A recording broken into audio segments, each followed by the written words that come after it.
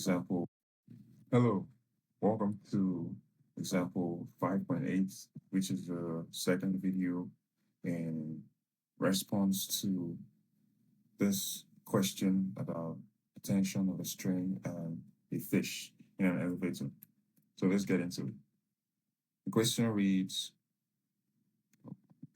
person weighs a fish on a scale of mass m on a spring weighs a fish of mass m on a spring scale attached to the cylinder of an elevator as illustrated in the figure above.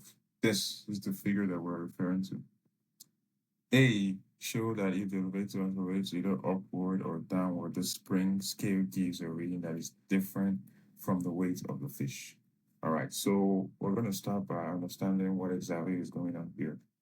And if you look at this, this is a system of forces, and two forces are very important right now in this fish. The first one is the one that is pulling the fish up, the tension on the string, which is giving the scale, the reading on the scale. The second one is the force that is acting downward, which is the force due to gravity, mass, and acceleration. That is what is pulling the fish downwards. So there is no horizontal components here. So the summation of the forces in the vertical is given by T minus the force due to gravity, because then that would give us the acceleration of the fish, what direction to go. So because the fish is still at the first instant, because it's not moving, the elevator is not moving, we're assuming that the elevator is not moving. T minus the force due to gravity is going to be 0. So in that case, we establish this equation.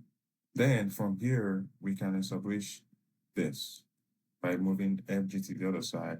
And we already know that the force due to gravity, like the figure showed here, is the mass times acceleration. So T, tension on the string, is equal to the force due to gravity, and is equal to mass and acceleration. This is when the elevator is not moving. So we move to the next equation. If we say, we already said that T minus mg will determine the direction in which the elevator is moving. So AY is basically the acceleration of the acceleration of the elevator. So if AY is positive, all right, that means that the tension on the string is bigger than the mass and acceleration due to gravity. And that would mean that whatever we see on the scale is going to be bigger than what the initial weight of the fish was, because remember that mass and acceleration due to gravity is the same as mg, which was the weight of the fish.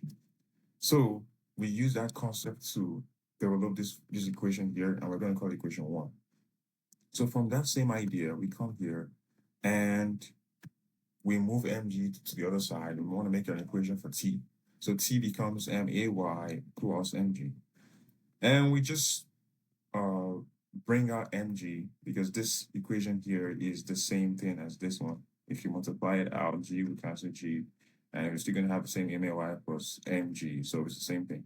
But here, we already stated that fg is the same as mg. So we're going to replace mg here with fg, and it's going to become mg times ay over g plus 1.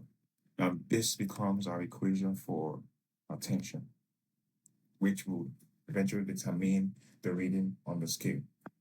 So we're going to go to the B aspect of the question, and it says, evaluate the scale readings for 40-Newton fish if the elevator moves with an acceleration of AY plus or minus 2. Stress on the plus or minus 2, meaning that we're doing it for two cases, when it is moving up and when it is moving down. So when it's moving up, it's positive. So that means our AY is going to be positive.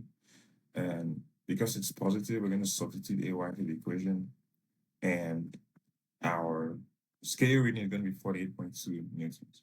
When it's negative, we're going to substitute into the equation that we got here again, and it's going to be 31.8. If you notice, the readings on the scale are different, and that's because the negative and positive sign is showing us on which direction the elevator is moving. When it's moving up, it's positive. So it's 48. It's going to be higher than the initial weight of the fish, which was 40, like they gave us. And then when it's moving down, it's going to be less, which is 31.8.